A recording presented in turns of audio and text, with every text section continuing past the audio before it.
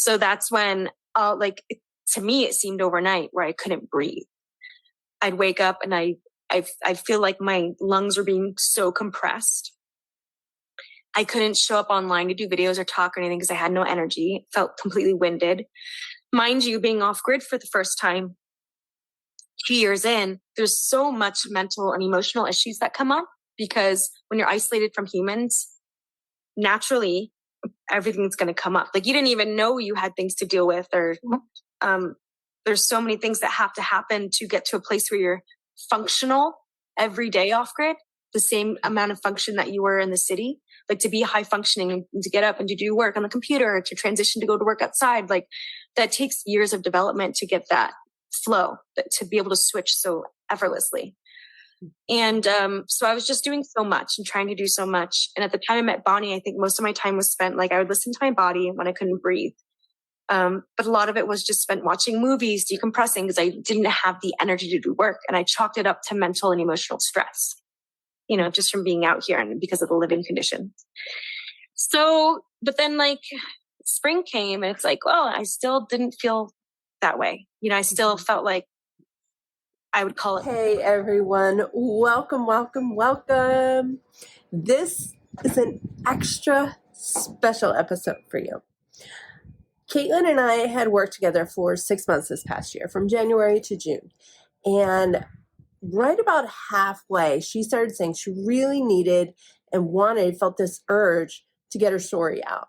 And we finally sat down, we were having a conversation and decided we're going to hit record and we're just going to go with it.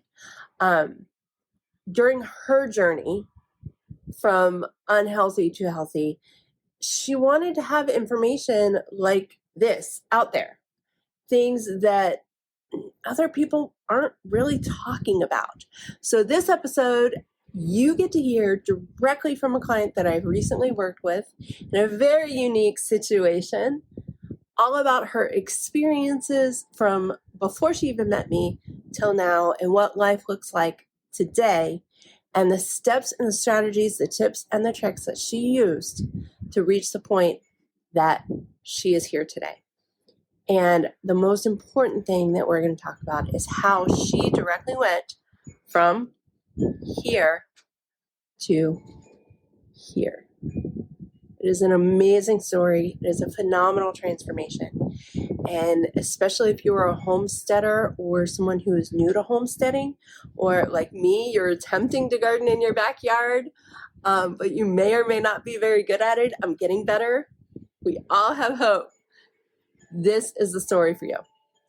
So I invite you to keep listening and let's get to it, shall we? So let me introduce Caitlin. And one of the things I'm going to ask, because you are also an entrepreneur.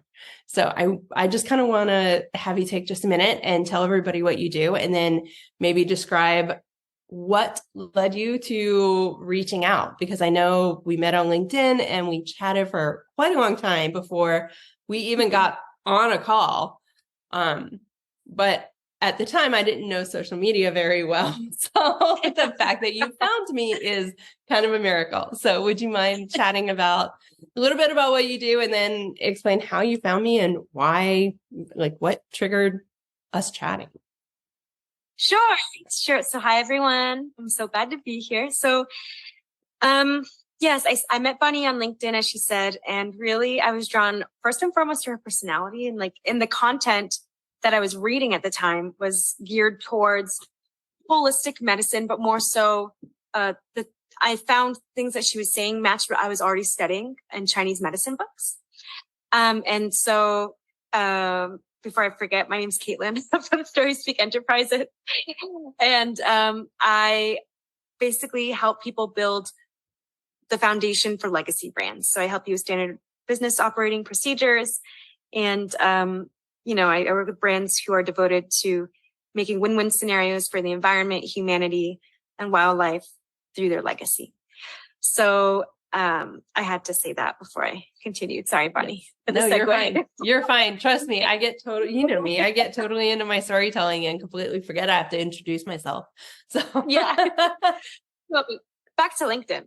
So I was already like studying these things.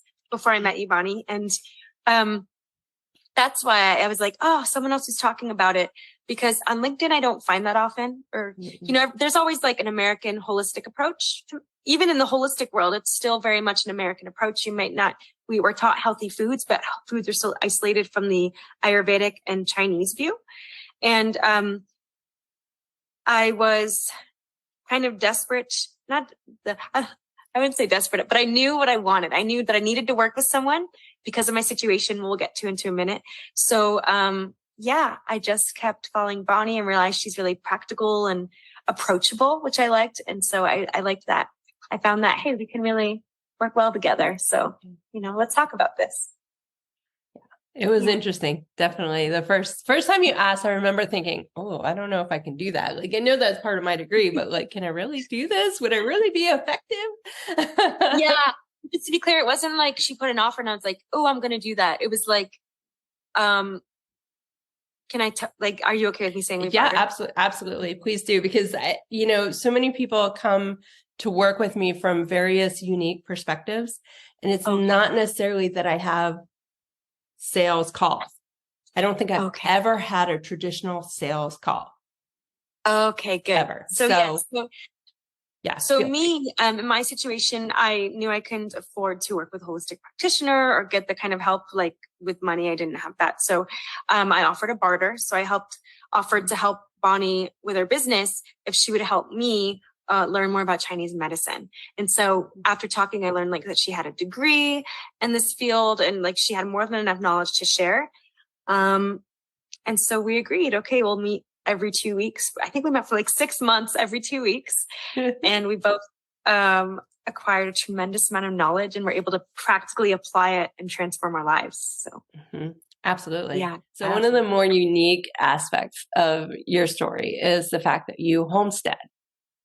Yeah. And I have a lot of followers who are like me. They struggle to garden, which my struggles. But they're still trying because they understand that there's a detriment within our food source right now in the States. And because of that, they're trying so hard. Can you talk a little bit about some of the struggles that led you to calling me and us working together? Yeah. And do you mind if I share more of my homesteading story of how I wound up off grid? Absolutely. I would love to hear it. Yeah. I think it helps. So we'll start at the beginning when it was when COVID hit, like 2019, 2020. I think it's 2019. I actually moved out of the city. No, 20. So I don't remember who like dates now or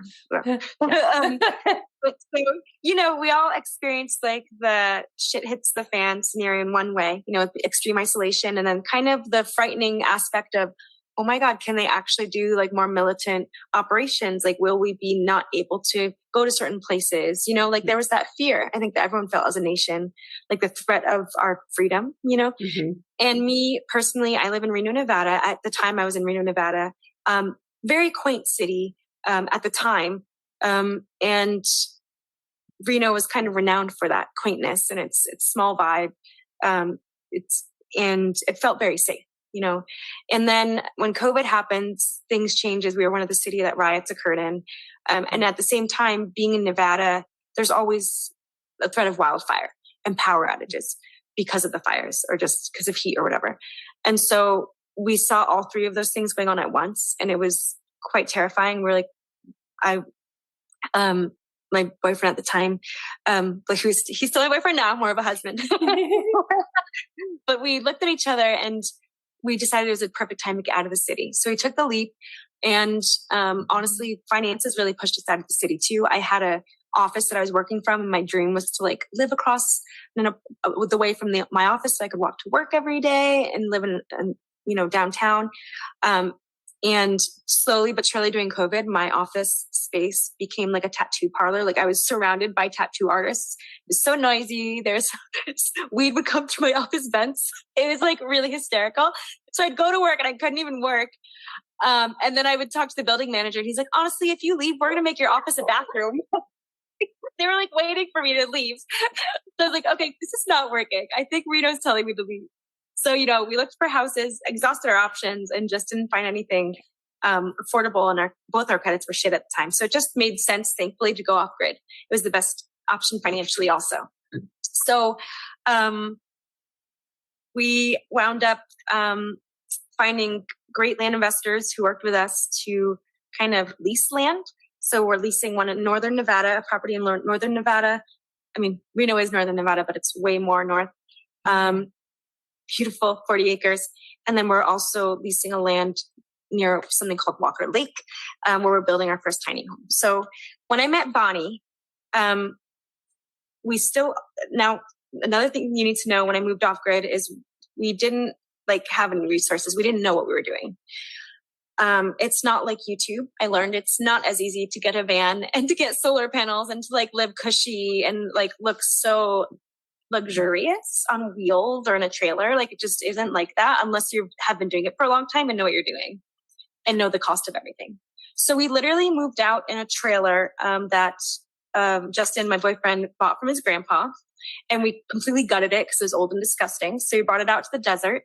And the only reason we were able to live off grid also was because after realizing how unrealistic it was to move onto both properties, which we started paying for, we only ended up in the desert and off grid because someone invited us to land sit for them. And they knew we were trying to get out of the city. And before that, we were actually sleeping on someone's floor near one of our properties. Oh my goodness. It was crazy. So,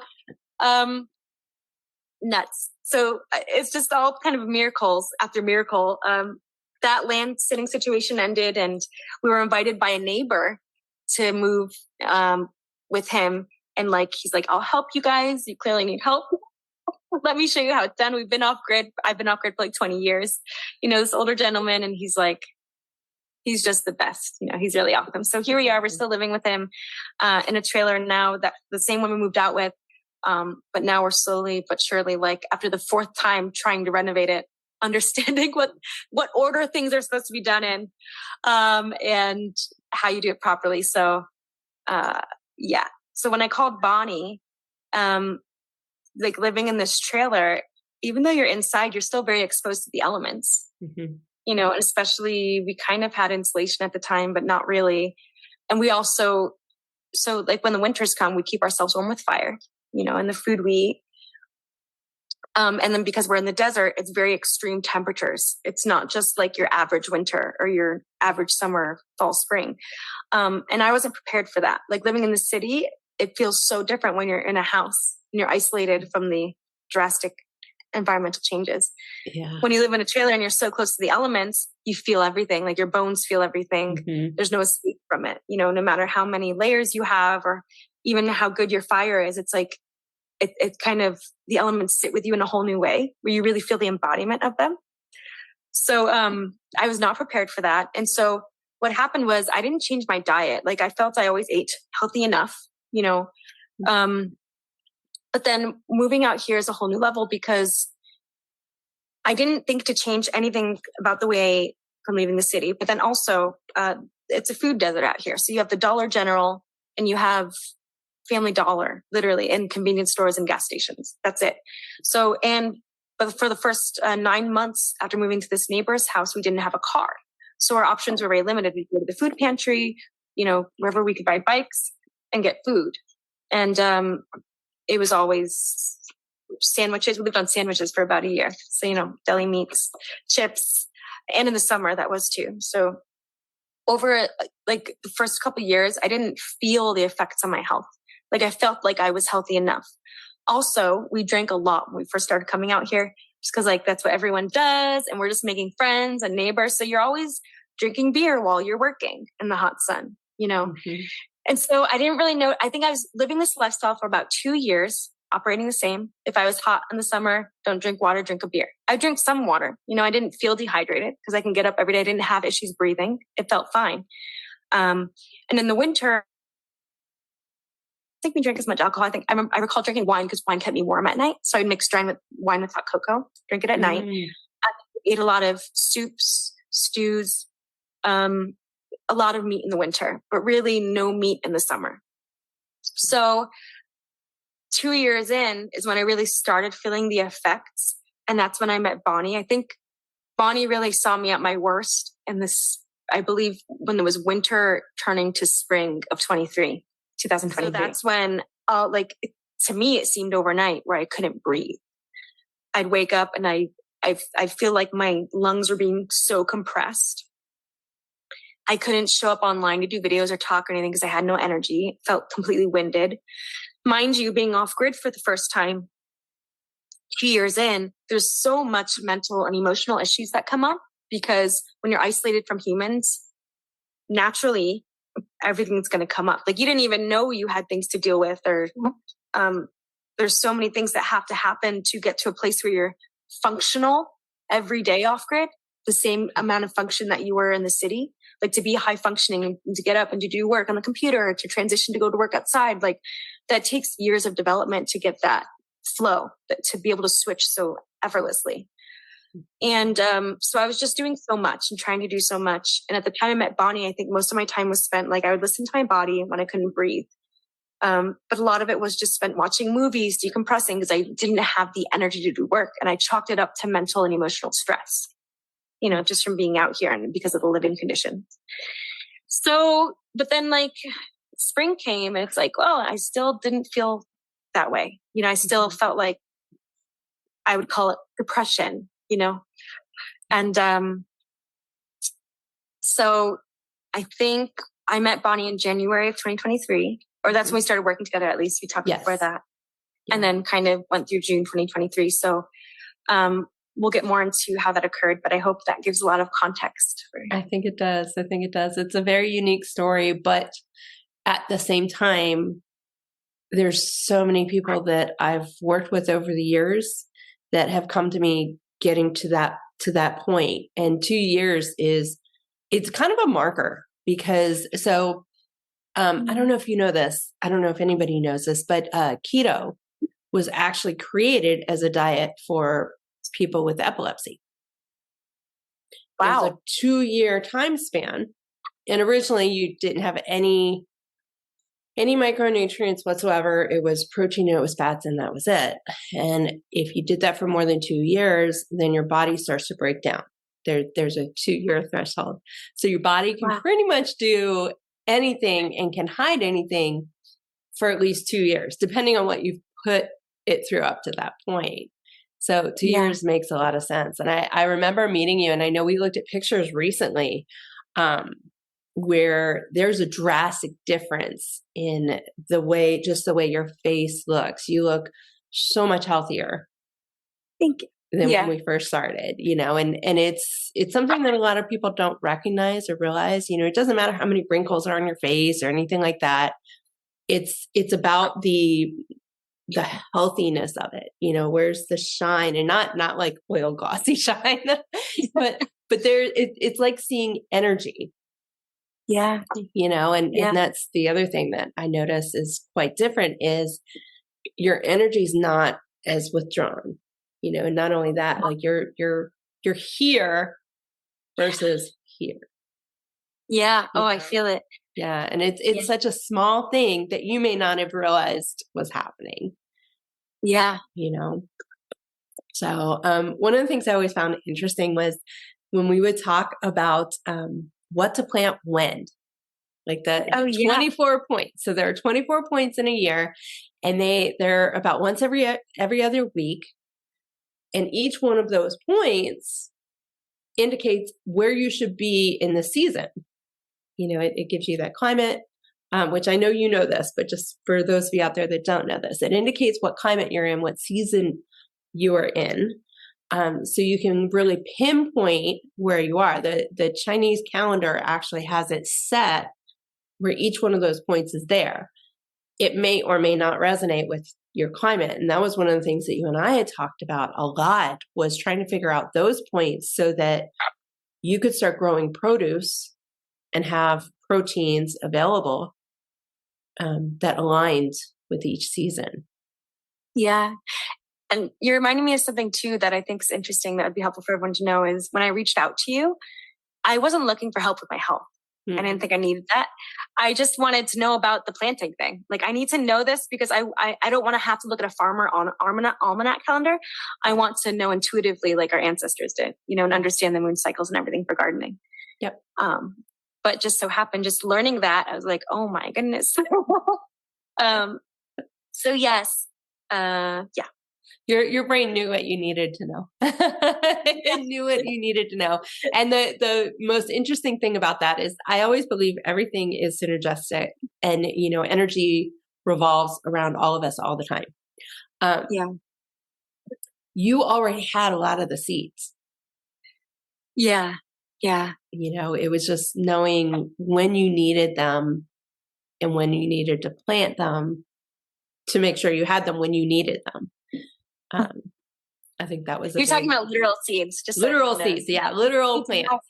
Yeah. Not just up here. But I will tell you, when you and I first talked, I remember thinking, okay, so she just wants the planting thing.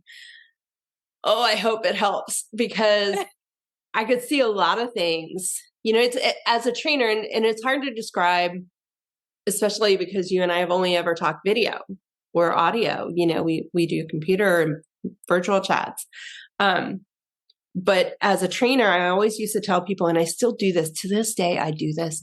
If you're walking down the street and you have back issues, or your back is really hurting you, it shows in the way that you walk, and it's very distinct.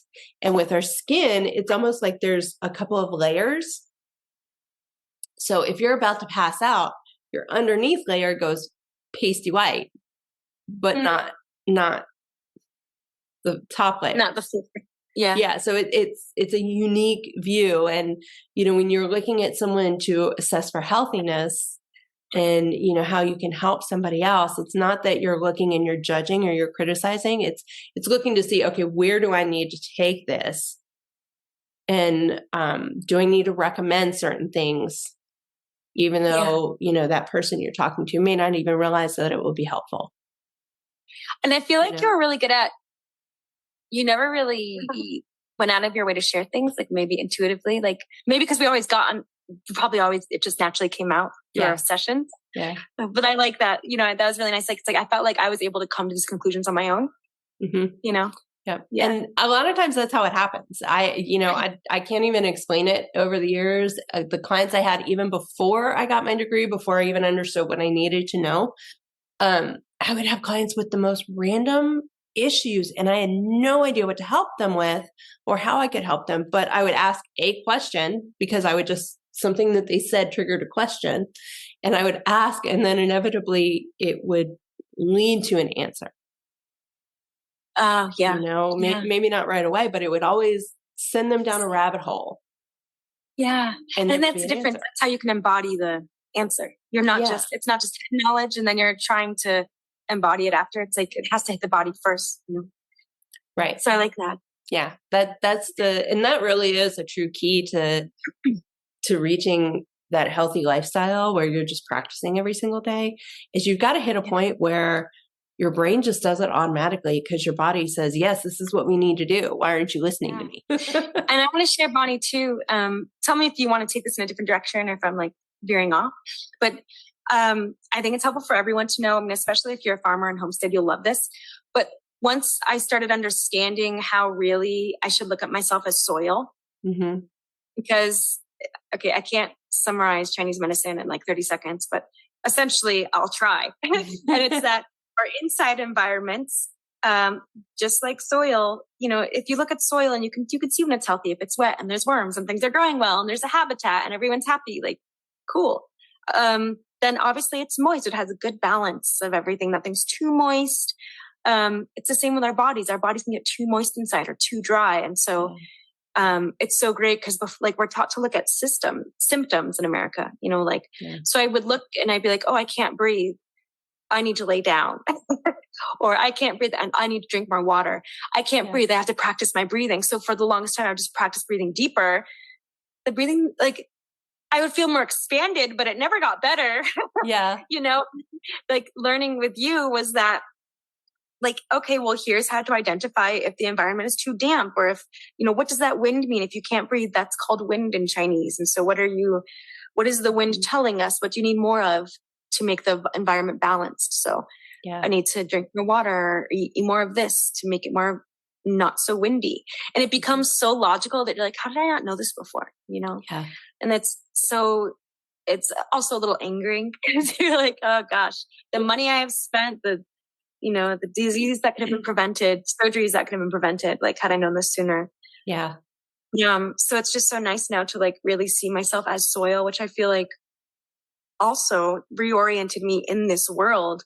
Like I literally felt a difference in my body after every session with you.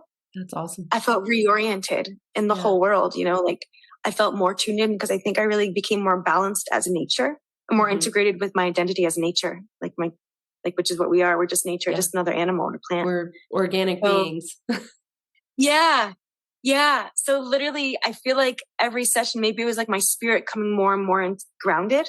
That's what it felt like, because I could literally feel me, the true me, like the spirit self being more. It was just crazy. Yeah. And that's how a lot of the traditional medicines and healthcare, that's how a lot of those philosophies are designed to work, is when you're in balance with yourself and nature's in balance with you, then no matter what's happening, it will be resolved. Yeah, it's so great. And we don't have to put a timeline on it, which is the best thing. It's like you just keep doing what what the body's telling you to do, and it'll resolve itself. You don't have to try to force anything. Yes. It's trusting. It allows you to trust your body a lot more. Right. Yeah. Absolutely. And that's something like you had mentioned wind. So just to kind of give a small example that people will resonate with, at least they usually do when I mention this, is traditional Chinese medicine and Ayurvedic, they use elements. And if your symptoms are leaning more that you're cold and damp, you need something hot and dry. So cold and damp is, you're in the middle of like a water puddle in winter. So if you're in the middle of a water puddle in winter, you need something hot, like fire, to warm you up. And that fire melts the water. It turns it into gas and it goes away. And it's just, that's as simple as you can make it. And I know with TCM, it's 5 points, and with the others, it's 4 to 5, depending on what health and medicine you're looking at. And it's an area that this country lost when everybody migrated here. Yeah. There's a lot of people that came, the China workers, or the workers from China who came over to work on our railroads.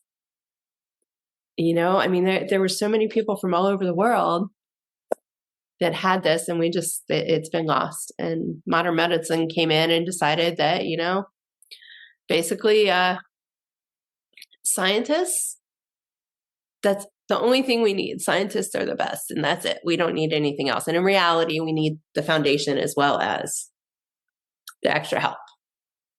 Yeah. So, yeah. It's so fascinating. So I have one final question for you, because I have been very curious about this. If you looked at yourself a year ago, what advice would you give yourself?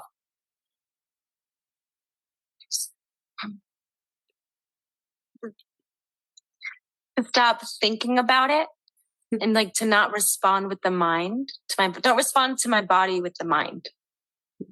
Like trust the instinct that my body is telling me. Don't read articles. Don't go in for advice. Like first listen to my body and say, what is my body telling me? Yeah, that's what I would say. I love it. There's so much I want to touch on too, of like what I saw in a difference and when we worked together. Can I go into that? Absolutely. Absolutely. So, I mentioned about, the windiness and what was diagnosed as depression, what I had self-diagnosed as like quote unquote depression, and just a byproduct of mental and emotional stress, and exhaustion, and, just when I was in that place, like I could not function at all. And so, you really helped me just like be able to live life again. And of course, working in business together, like gain confidence in my skills and all that. But,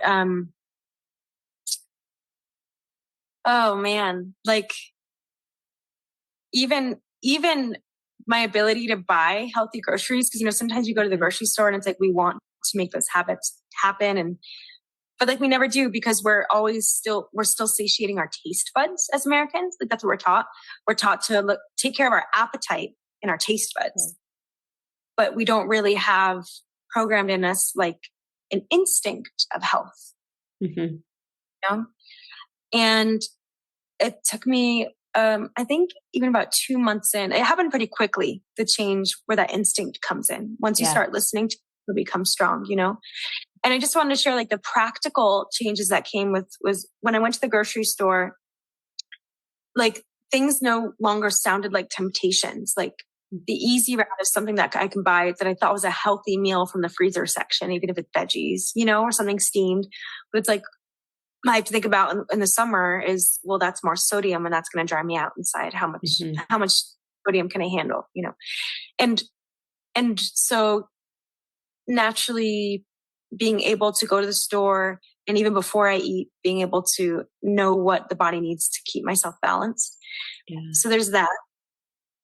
But then also there's such more of a grace. Like I don't have to be so strict on myself. What's interesting now is I feel like I have more freedom in what I eat and drink because I know how to balance myself out. Yeah. You know, it's like there's more trust in the body, but also in myself. And it's like so much freedom. It's so nice. So I've become so much healthier, less bloated. And if I am bloated again, it's not a problem. I don't have to look at pills for the gut or anything because I know what I'm doing to cause it. And I'm like, sorry, body, I'm sorry I did this to you. Okay, I'll be good the next 2, whatever, however many weeks or whatever. Like we'll try something new. And it's like now I'm more of a partner with my body. And it's such a healthy relationship with the body, you know? And so there's no like eating, like there's no guilt after food or fear of what something's going to do. Like there's no panic. It's just all knowledge and all trust and all, you know, chill. And there's such an impact to me that Justin got on board too. Like, you know, when I realized the power of this, it's like, we have to start doing this as a household. Now, also my animals have benefited from it because one of my dogs, we have 5 dogs. We've always had chickens and a rooster, which are now gone. They're now gone because they were eaten. But when we had them, the rooster's leg was, sorry, I'll get into the dog after, but I'll share this. The rooster, the chickens were not laying for a while. I don't know if any other farmers have run into this, but that whole thing with pellets being given certain food that is making chickens infertile. I don't know if it's infertile or just not laying.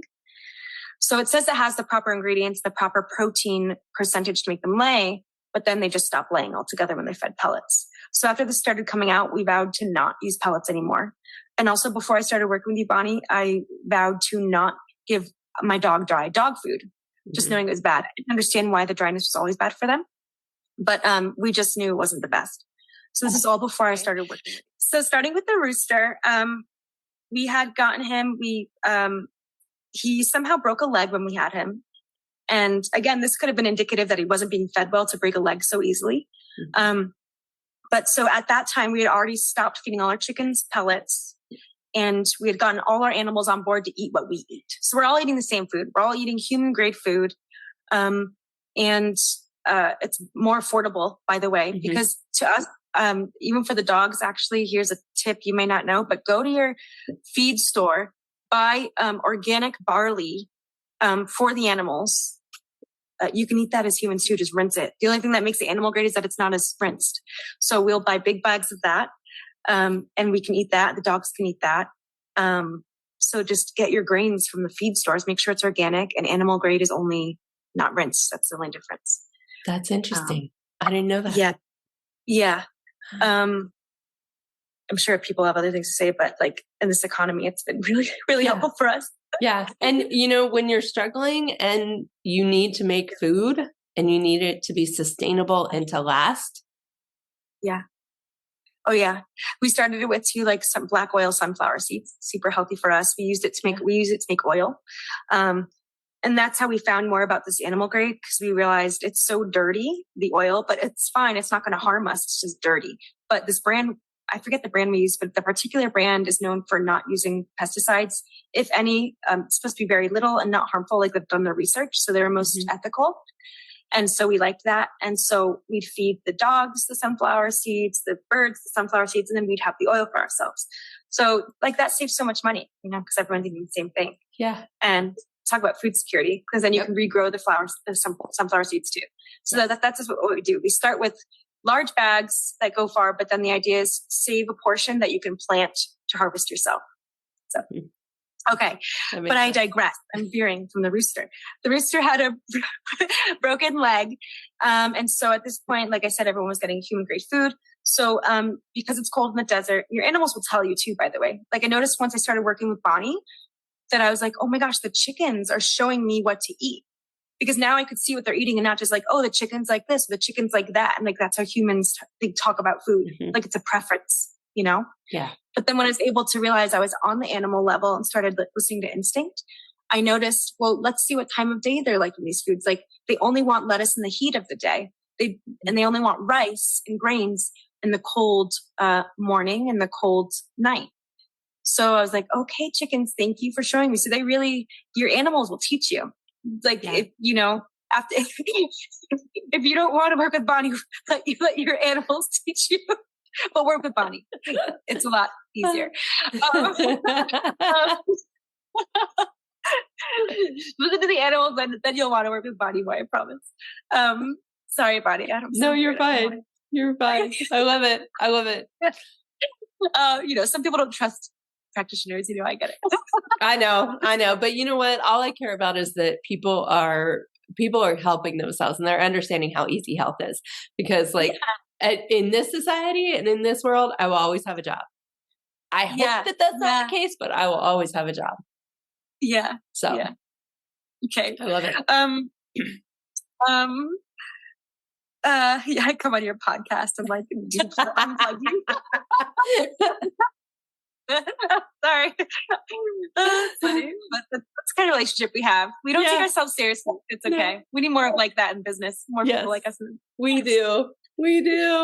And I totally agree. Listen to your animals, because like you pop a bunny outside in the middle of the day, they're going to eat the grass. If you have seeds down, they're still going to eat the grass. They're not going to eat that.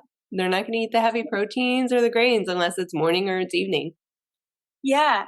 So the rooster, I looked up, you know, crazy about like, I was going crazy researching how do I fix a rooster's broken leg? And everyone was like, splints, you know, and like, so I was like, okay, I'll try splints, you know, feeding him regularly. And that was the only thing I changed in a routine, was trying to put a splint on him at the time and isolate him from the chickens so he doesn't get picked on. He took the splint off. So I was like, okay, I'm going to listen to you. I understand. So I just continued feeding him. And what he showed me was that he just needed to eat a lot, be very well hydrated. And he seemed to eat things with a lot of vitamins and minerals, like leafy greens, lots of watermelon. He wasn't really growing for grains much, but just like really staying hydrated and things high in vitamins. He was walking by himself like within weeks.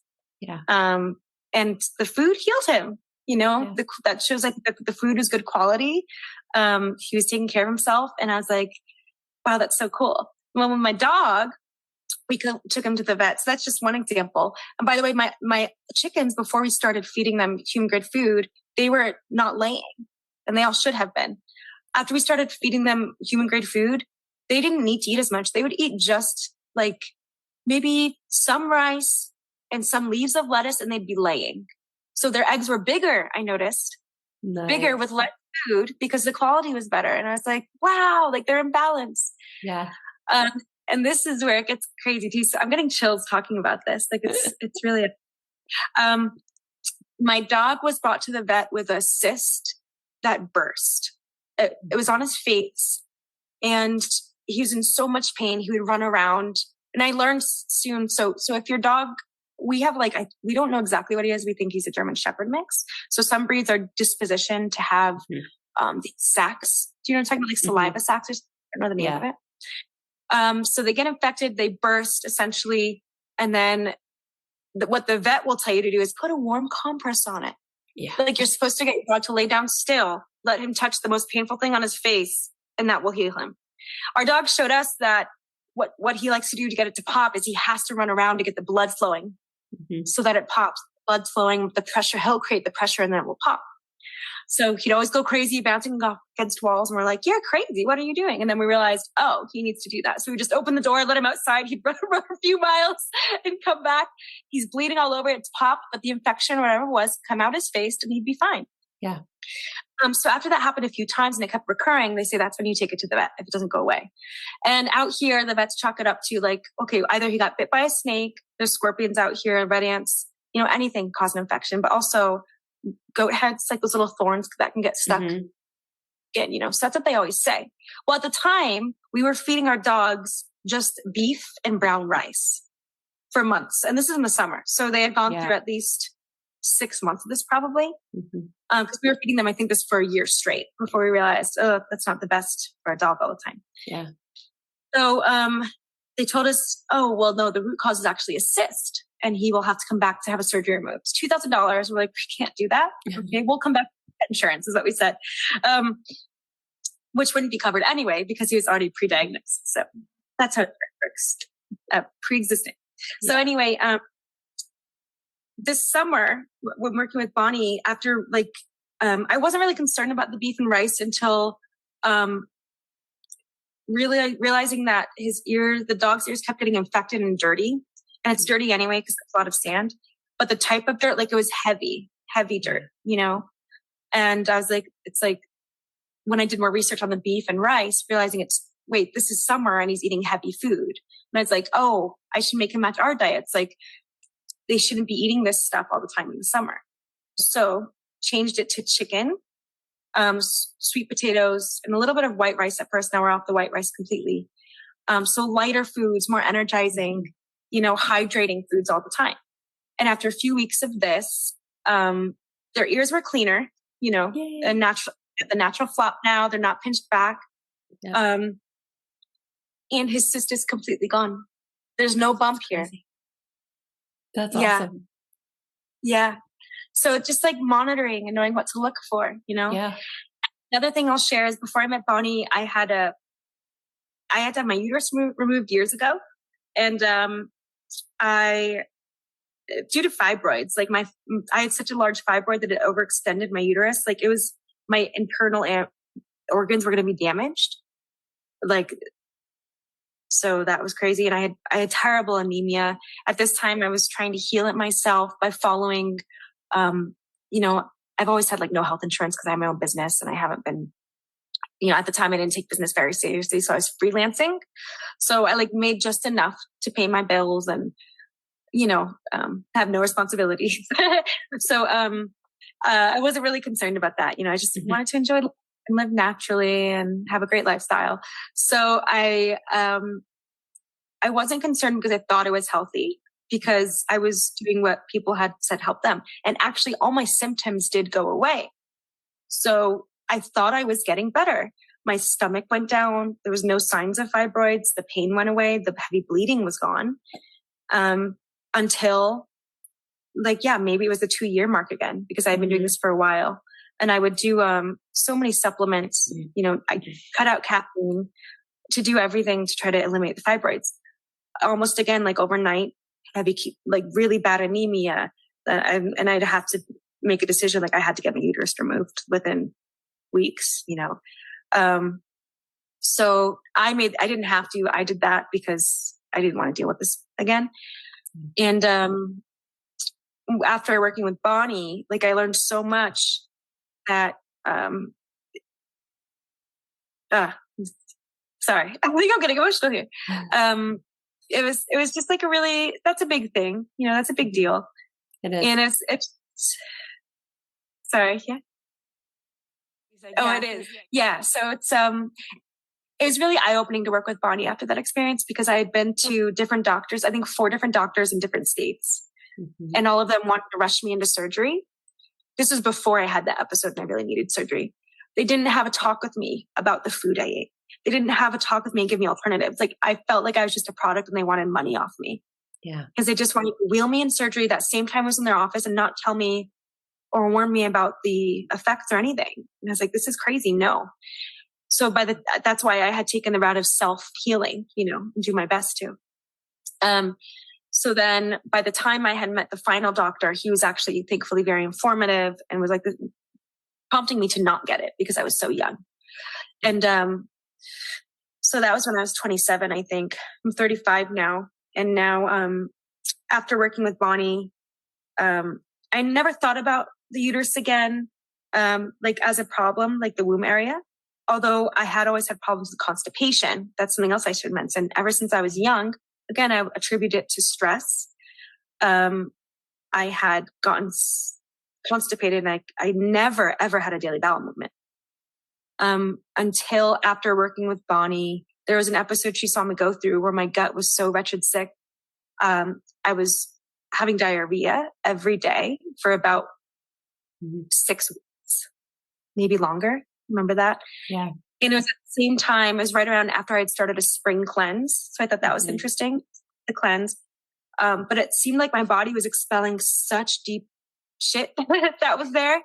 And I'm really glad it did that, because I was scared. I kind of wanted to go to the hospital, but another half of me was like, no, this could be good. Like, just keep trusting Bonnie. Just keep trusting the body. Turned out it was just a bad strain of bacteria, quote unquote bad. But again, nothing to be scared of, because it's just that means the body's working. Like, it's good that it's doing this. It's getting rid of all the things right at the right time during spring, which is cleansing season. And after that cleanse, I felt so much better. I was able to jump back on the train of eating seasonally and continue that, what Bonnie had shown me, what we had learned together. And I feel like my body reset itself. Yeah. So after that period, I now had, once the diarrhea ceased, I have been having a bowel movement every day. Except recently, Bonnie, like, I noticed if I drink too much, I love vodka and like tonic, So, and if I have coffee in the morning in the summer, like, my body's so much more sensitive now. Yeah. Like, the don't match the season. So coffee will dry me out. Vodka will dry me out now. And like, it's okay, because I know how to hydrate myself back to that point. Yep. So yeah. So then not only that, so not constipating every day, but so anyway, going back to the uterus, I got distracted again. What I noticed after that diarrhea period was that, so I've always still felt like little fibroid dots, the beads, like little beads almost in my intestine. And just even after the womb was gone, like in other areas, you could tell they had spread. And I'd sit there at night and kind of poke them, see if they're painful. Some of them were painful. And I knew it wasn't healthy, but I didn't think it was cancer or anything. Like, it was clearly something I would eat. And it wasn't, it's like almost my body wasn't absorbing it. It would form these little pockets in my intestine, And so I would encourage anyone, become really familiar with your body. Like, look at your poop, touch your tummy at night, find those bumps, find where they are, and then look up where the organs are, like where you feel them. What organs are they? When it shows up on your skin, what organ does this represent when I'm having things on my forehead? Things like that, And so yeah. But anyway, so side note. So that's just a side note. But over time, I noticed that the bumps went away. Like, it's smooth. And I have no more pain. I used to have excruciating side pains. Maybe, but it ulcerating even, who knows? Like, but all that's gone now. I have no more side pains. I have no more bumps in my digestive system. Everything's completely smooth. And like, so this is just over. This was all in less than 6 months. Yeah. Yeah. Cause we literally started, as of today, 6 months ago. Or no, 8 months ago. August is 8. Never mind. Because we started January. Yeah. But yeah, so it's like, mind. The health thing was like January to June. Yeah. Our barters. Yeah. Then we stopped. Like, I think I'm better. Yeah. It naturally just happened, as everything just fell into place. And it was, and I remember one conversation, I was thinking, it was like, she's good. She's got this. Thank you. Yeah. So it's really, I just hope that me sharing all this really inspires everyone. Like, it's not something to take lightly, It's not just working with Bonnie either. Like, I feel like if I would tell anyone who wants to work with you, like, don't go to Bonnie as a savior, or as the answer, because all it is connecting us with the wisdom that already exists in our bodies. And so don't use her as like a security blanket or like an anchor, Make sure you're really taking on that knowledge for yourself, so that you can do it without her, and you can do it without a doctor if you absolutely needed to, because no one's giving you the right answers. Going off grid, that's what I have to do because the hospitals are so far away. Right. And things are so accessible. I know I need to take care of myself in case I get wounded or something. Like, I had to be able to get back on my feet quick. Mm-hmm. So, thank you, Bonnie. You're welcome. You make me cry. Don't do that. I'm an ugly crier. We don't want to go there. Yeah. Yeah. I think that's actually a really good message for people is me and anybody else like me, dietitians, fitness trainers, holistic nutritionists. We're just here to deliver information. That's what we're here to support you. Yeah. while you find what works for you. Yeah. So yeah. And start on your own if you guys can't afford working with her. Like, if you feel like you can't, or, first of all, I would encourage you to talk with Bonnie because she might have special arrangements she can make. So don't count yourself out, of working with her. And the second thing is, like, I'd encourage you to pick up resources like I did, even if you can't work with her yet, but prepare to work with her. Like, prepare to work with her. I think that would make the experience that much better. Like, I was already reading Chinese medicine books. So I was already understanding how the body works. So if you come prepared to work with her and do that research beforehand, it's going to make your transition to balance way faster and easier. Yeah. And I mean, you and I think we had talked for a good 6 months or so off and on, and you had been doing a lot of research even at the very beginning when you first reached out. Yeah. And I think it's huge. Yeah. There's so many people who rely like, oh, I need to go to a doctor for every little thing. And that's when you're put in a position like homesteading where you don't have a choice. It opens your eyes, and it's something that those of us in cities like I am we need to reconnect to that. I'm not homesteading, but a little part of us all are homesteading. I'll homestead with my tiny little basil bush and my pineapple plant. Yeah. Oh, and another, Bonnie, that just came to me that I would like to share with people is like, I was always the type of person too who's like, I will absolutely put off working with someone because I think I'm just so good at everything and can master everything, like being self-sufficient, like my pride is like, I don't need them. I don't need them. So if anyone's like that, that's fine. But I knew I needed a human helping me because you could only go so far with a book. Like a book will give you knowledge, but I couldn't embody it. The book wasn't teaching me how to embody it. And so that's where the human comes in. You really need that. It's like a guru, like there's just kind of a transfer that takes place. So yeah, there is. Every one of us needs people.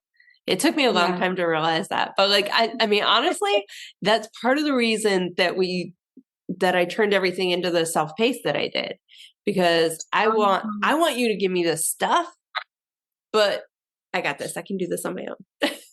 I realized later that, sometimes I'm not that good at it, that I actually do need to talk to the person. But initially I just want the information. I want to go do it myself. Yeah, exactly. And that's good. Like, we should all be self-starters, I think. Yeah. Yeah. And it's something that a lot of us have kind of lost sight of. I have one more question I thought of, because this is something that pops up a lot. I always tell people that health is not hard, that it can be really easy. Okay. So not necessarily going through it. Obviously there's a process, but would you say today that looking at maintaining your health today is easier than it was a year ago? Oh my God, yes. Like, there's nothing to maintain anymore because I'm balanced. So I feel like I can almost even get rid of that construction perception of such thing as health. That's like way out there, I know, but like you get a little psychedelic with me. Like, I just am being, and I'm balanced. So I don't even need to focus on health anymore because I know the health is like embodied, and does that make sense? It's not trying to attain or be anymore. Yes. Yeah. So it's like, I'm not concerned about managing it. I'm not concerned about being healthy. I'm just living life under, like, following my instincts now. Like an animal. Don't even have to think about it. Yes. Yeah. Yes. Everything becomes innate processes. All you have to do is tell your subconscious what it needs. And if you're delivering to your brain and your body what it naturally is craving, then that's how it works. Yeah.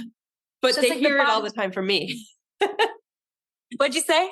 They hear that message all the time from me. So it's good to hear from someone who's been through it that like, this is so real. true, man. Like, yeah, I mean, I'm all about being the wild, like living like the wild. So it's just like, I feel like, the body will lead me. And that's always been my goal. So like, how can I be like an animal? Like they're so instinctive with the weather and everything, and they know what's coming and they foresee things. And I feel like I'm there. My body feels it now. You know, my body feels the storms. My body feels what I need. Your body will feel the storms in your body brewing. You just have to trust it. Yep. Like maybe you don't have anxiety. Maybe your body's brewing something that's trying to tell you something. Maybe you're not depressed. Maybe your body's brewing something. So it's changing that mindset and like letting yourself be an animal. Yeah. Yeah. It really, truly is. That's a great way to explain it. Thanks. I could talk about this for hours. I love it. I know. Like, it's so fun. It's like freeing, you know, like that we are that, you know? Yeah. And you know, that's such a great way to put it.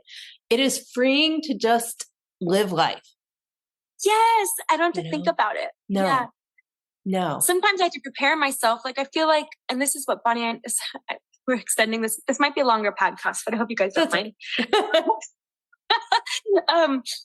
The one thing that Chinese medicine taught me and working with Bonnie is everything's about preparation. Like life is preparation. Yeah. And so in America, we're kind of on the back end of that. It's like we're more in reaction mode. We're not in preparation mode.